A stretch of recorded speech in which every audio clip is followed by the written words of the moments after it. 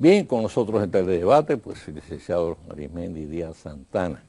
No necesita presentación, está aquí. Muchas veces además es una figura por sí misma muy conocido, experto sobre todo en los temas de seguridad social, donde en anteriores ocasiones hemos agotado aspectos relacionados con esta importante legislación. Y yo creo que vamos a ir hablando lo mismo, si a usted le parece. Bueno, como usted disponga, pero ya yo me considero parte de la familia de Teledebate. Usted, claro que sí, usted es aquí. Usted sabe que tiene espacio abierto como usted quiera. Muchas gracias, don Mario. Bien, Arismendi, en estos días leí una declaración tuya en relación con los centros de atención primaria, donde tú mencionas que aparentemente el gobierno ha dejado de lado ese tema. ¿Qué hay de eso? Bueno, precisamente hoy el Ministerio de Salud, con el apoyo de la Oficina Panamericana de la Salud, tiene una actividad a la cual me invitaron en Punta Cana para discutir el tema con expertos internacionales. Eso quiere decir que el tema no se ha dejado caer totalmente. Lamentablemente tuve que declinar por otros compromisos, incluyendo este, pero esperamos que de esa reunión salga una decisión más convincente de las autoridades, en el sentido de que eso es lo que procede en este momento, a pesar de que eso hace 10 años que debió haberse aplicado desde el origen del inicio del Seguro Familiar de Salud, del régimen contributivo. Yo he dicho, don Mario, que si el gobierno, si las autoridades, si el país logra establecer la atención primaria, el primer nivel de atención, como manda los principios internacionales, esa será la más importante transformación sanitaria del país en un siglo. Nada se puede comparar con la trascendencia de ese cambio. Mira, eso es muy interesante lo que dice, pero en ese sentido, ¿cuáles son los motivos por los cuales tú estimas que los centros de atención primaria tienen esa importancia tan fundamental? Bueno, en primer lugar, porque la ley plantea transitar de un seguro individual de enfermedad, que es lo que hemos tenido históricamente y que es lo que ofertaban las igualas médicas y los seguros de salud privados, y que es lo que tradicionalmente han ofrecido los hospitales públicos. O sea, espera que te enfermen para entonces atender. Exactamente. Transitar a lo que ya es común en la mayoría de los países desarrollados y en vías de desarrollo, que es un seguro de salud familiar. O sea, un modelo de atención que priorice el mantener a la persona, a la familia, en salud, y que no tenga que esperar que la persona se enferme para entonces reaccionar frente a ella. O sea, es protección, en este caso, a la salud, para prevenir la enfermedad. Exactamente. ¿Usted sabe por qué se planteó eso? No solo porque el país lo aprobó junto con la Organización Mundial de la Salud en el 1978 en Alma-Ata, Rusia, sino porque además de eso, el país está planteando la necesidad de un modelo de desarrollo basado en el conocimiento y en la preparación de los recursos humanos. Entonces, ¿qué es fundamental para que los recursos humanos logren un mayor impacto en el desarrollo nacional? Dos cosas: un mejor nivel de educación en todos los sentidos, incluyendo la educación técnica, científica, investigación, etcétera, y por otro lado, un buen sistema sanitario que conserve esos recursos humanos en condiciones de ser cada vez más productivo. Cuando el país se hace un compromiso, por ejemplo, de los objetivos del desarrollo del milenio y ahora de los objetivos del desarrollo sostenible, de reducir la mortalidad materna e infantil, eso no se puede lograr si no hay una buena atención primaria. Claro. Porque no podemos esperar que una mujer embarazada llegue en condiciones críticas para tratar de salvarla. Hay que educarla, informarla, darle seguimiento, monitorearla antes y durante todo el proceso del embarazo. Claro. Y además a ese niño hay que darle la atención correspondiente con los especialistas y los recursos necesarios para que no se muera, porque la mortalidad infantil se produce en los primeros 28 días de nacido. Claro, entonces nosotros como país, don Mario, usted lo sabe porque usted tiene muchos años viviendo aquí, usted es dominicano, tenemos un buen nivel de crecimiento económico, pero eso no se corresponde con los problemas serios que tenemos en el sector salud de la República Dominicana. Nosotros no podemos ser la cabeza del crecimiento económico de América Latina y luego la cola en materia de indicadores sanitarios. Y de educación. Hay una contradicción. Y de educación también. Y de educación. Hay una contradicción total en ese sentido. Lamentablemente es así. Eso quiere decir, o da pie a que muchos piensen que el crecimiento económico que tenemos aquí es muy artificial, que solo se concentra en unos grupos, en unos cuantos sectores económicos y que el resto de la economía sigue deambulando a su propia suerte. No es artificial, lo es inequitativo. Sí, porque sin, por ejemplo, mejorar las condiciones económicas del salario. Ahora mismo se está discutiendo el salario y usted sabe que el salario mínimo de la República Dominicana es uno de los más bajos de América Latina. Si usted no tiene un buen nivel de salario, si usted no genera suficiente empleo, como dice la OIT, sanos, empleos adecuados, que no sean, digamos, de baja calidad, y si usted no logra, por otro lado, mantener a la población sana, mejorar los indicadores sanitarios, entonces, ¿para qué sirve el crecimiento económico? Claro. Para que una minoría se haga más rica. Ahora, exacto. Ahora, Arismendi, ¿cómo funcionaría en la práctica el centro de atención primaria?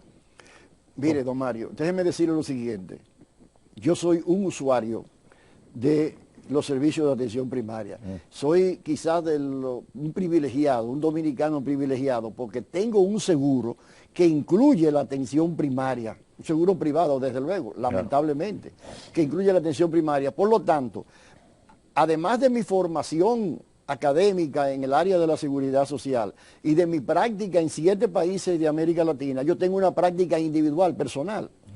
La clave de la atención primaria reside en formar grupos de médicos, enfermeras y técnicos de laboratorio, etcétera, que tengan la suficiente capacidad resolutiva para atender a la población en una primera instancia, haciéndole un diagnóstico para ver cuáles son los riesgos de enfermarse que tiene esa persona. Y para eso hay que hacer un enfoque holístico, como dicen los expertos, o sea, integral, tomando en consideración dónde vive, dónde trabaja, cuáles son los antecedentes familiares, cuáles son los hábitos de consumo, etcétera. O sea, es un enfoque muy diferente, científicamente comprobado.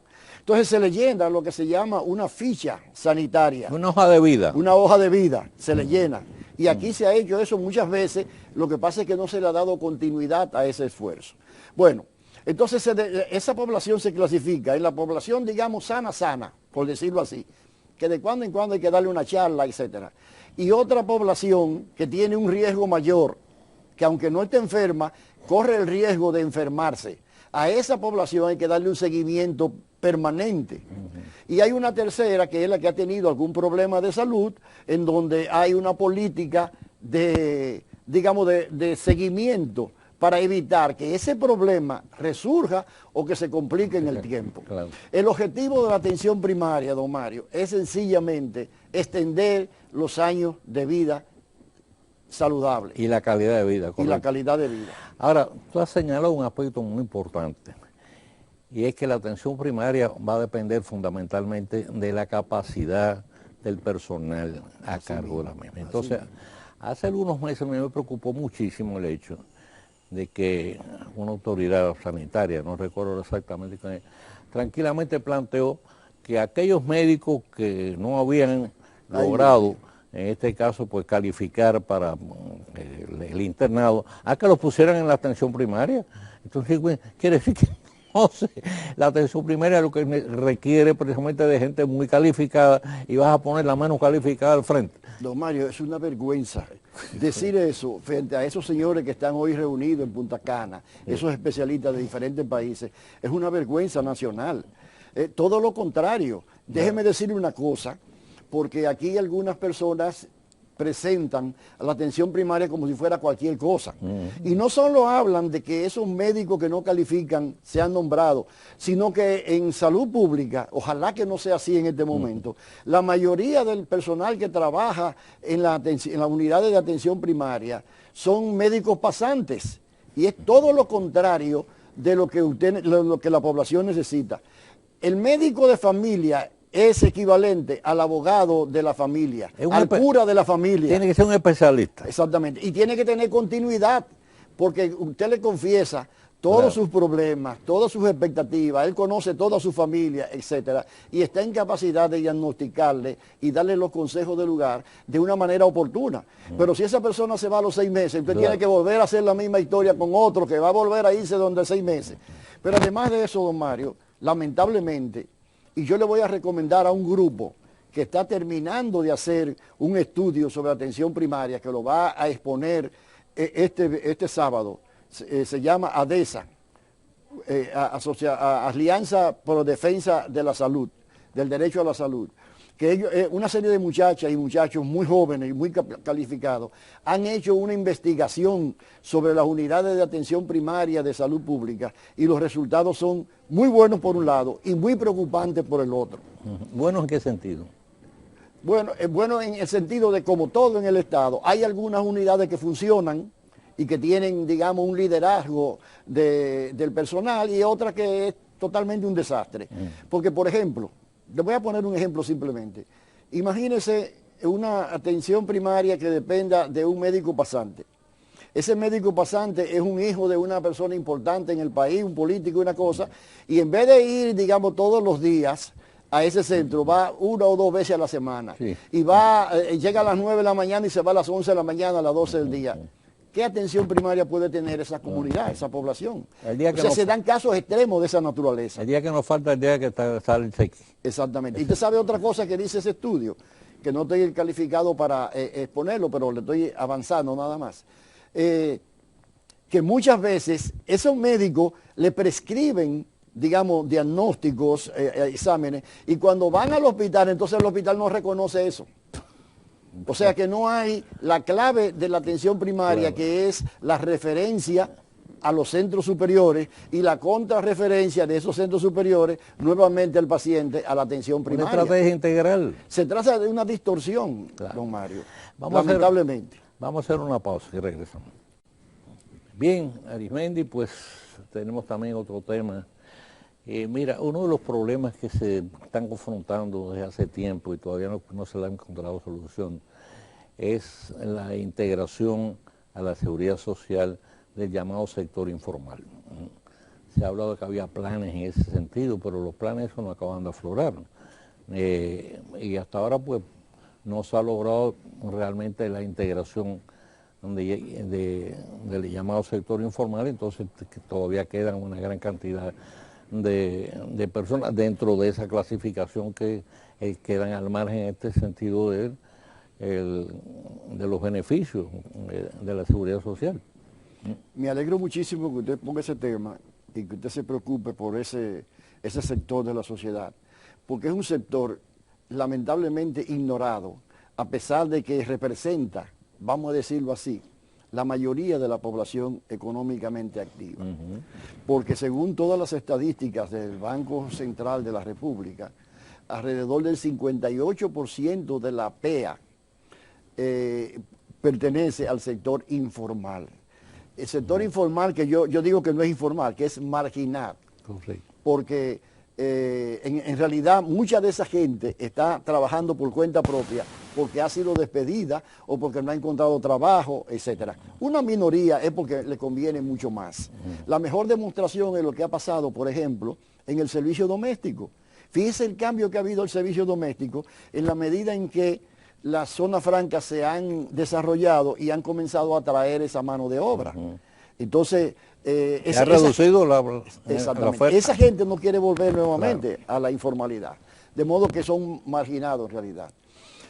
Mire, don Mario, yo he hecho muchos estudios en ese sentido. En primer lugar, soy el responsable, dentro de la ley, de haber planteado la necesidad de establecer un tercer régimen La ley, los tradicionales seguros sociales tienen un régimen contributivo y un régimen subsidiado. Pero en República Dominicana hay una cantidad intermedia de la población que trabaja por cuenta propia, que no es pobre y que tampoco tiene un patrono. Entonces, si ese sector tiene características laborales, sociales y económicas diferentes, tiene que haber una respuesta diferente y apropiada del sistema de seguridad social. Y eso es lo que se llama el régimen contributivo subsidiado. Contributivo porque mucha de esa gente, el 70% de los trabajadores informales reciben mensualmente más del salario mínimo nacional. Por lo tanto, exactamente. Por lo tanto, lo que reciben menos, eso van al subsidiado, que es un 30%. Junto a los pobres de solemnidad, esa es la, digamos, la clientela del Seguro Nacional de Salud, del SENASA. Pero, repito, hay una parte, profesionales, técnicos, aquí hay muchísimos técnicos de computadora, técnicos de plomero, televisión, electricista, mecánico, que ganan incluso más que sus homogéneos en el sector formal de la economía. Bueno, para esa gente hay que buscarle una solución porque ellos, si bien pueden pagar una parte, no pueden pagar la totalidad. No se le puede condenar a pagar la totalidad porque entonces no estarían protegidos. Claro. Pero como no tienen un patrono, esa responsabilidad, de acuerdo a la ley de 8701, corresponde al Estado Dominicano. Y la ley dice que el aporte que debe hacer el Estado Dominicano es en relación inversa a la cantidad de ingresos que se le atribuye. No es lo mismo un abogado por ahí que un asistente legal, que un técnico en cualquier área de la actividad económica. Pero, ¿qué ha pasado, don Mario? Que el gobierno no ha querido poner los recursos que implica la aplicación de ese régimen de contributivo subsidiado, porque supone un subsidio, supone un subsidio. Entonces, lo que ha planteado es eliminar de la Ley de Seguridad Social ese régimen. Y eso significa que deja a su propia suerte a todos esos trabajadores informales por cuenta propia, para que ellos, por iniciativa propia, se afilien al régimen contributivo. Pero usted sabe lo que significa afiliarse a un régimen contributivo, que los amigos televidentes lo escuchen, tener que pagar el 100% de la afiliación. O sea que si usted tiene una persona tiene un hermano que está trabajando en el gobierno o en el sector privado, esa persona solo aporta el 30%, pero su hermano, que es un trabajador por cuenta propia, tendría que aportar el 100%. ¿Y dónde está la equidad social? ¿Dónde está la igualdad de derechos y la igualdad de oportunidades que plantea la Ley de Seguridad Social y la Constitución de la República? Pero realmente eso va a ser como la clásica bola de nieve, ¿eh? Porque pasando el tiempo se va a complicar muchísimo, porque la mayoría de esa gente, como usted señala, se van a quedar fuera prácticamente sin protección. Y van a comenzar a acudir a los hospitales públicos, a competir con los pobres por los servicios. Todo nos lleva a una conclusión, que mientras el gobierno, no solo me refiero a este gobierno, que quiero que eso quede claro, pero el gobierno, el Estado, le esté asignando tan pocos recursos al sector salud, esos problemas van a ser recurrentes y no tendremos una universalidad como plantea la Ley de Seguridad Social. No solo recurrentes, sino cada vez más grave. Y grave. Y más costoso. Exactamente. Porque además cuando pasa el tiempo, esa gente llega a la edad en que ya realmente no pueden producir, ¿de qué van a vivir? Mire, don Mario, los estudios indican que muchas de esas pequeñas empresas, a veces con 2 trabajadores, 3 trabajadores, cuando usted busca en su casa un plomero para que le haga algo, él va con 1 o 2 ayudantes. Eso es una microempresa. Correcto. Bueno, esa microempresa, la principal causa de quiebra es cuando al dueño o a un familiar del dueño se le enferma y él tiene que coger el dinero, el capital de trabajo que tiene y a veces empeñar algunos equipos para tratar de salvar al familiar. O sea que, dicho de otra manera, una causa importante de la quiebra de muchas microempresas que tienen una gran movilidad, porque quiebran cada año un 15, un 20% de ellas, es por falta de una protección en salud, por lo menos en salud. Yo he planteado a las autoridades que la afiliación de los trabajadores independientes por cuenta propia debe ser gradual. Por ejemplo, lo primero que hay que hacer es afiliarlo a un seguro de salud. Y luego, cuando pasen unos cuantos años y ya se afinque ese proceso, entonces convencerlos de que deben también comenzar a cotizar para pensiones. Correcto. Porque esa persona que no tiene hoy afiliación o que no tiene acceso a aporte a una pensión, mañana va a ser un indigente y que va a comenzar a reclamar del Estado Dominicano una protección, una pensión de alguna manera. Así mismo es. Bueno, ¿qué vamos a hacer? Lo único que podemos hacer, lo que tenemos que hacer es seguir insistiendo, seguir invitándome y seguir cancaneteando todas las cosas hasta que esa gota poco a poco produzca los efectos como que dicen, esperamos. que en definitiva la gota agua termina por horadar la piedra. Exactamente. Algún día ocurrirá. Exactamente. Sí. Bien, muchísimas gracias, Arimente, por haber estado con nosotros en Teledebate, como siempre. Pues, sus opiniones son muy certeras, muy acertadas y sobre todo muy previsoras. Así que lo espero pronto por acá. Muchísimas gracias, don Mario, que tenga una feliz noche. Igualmente usted. Gracias. Hacemos la pausa y regresamos.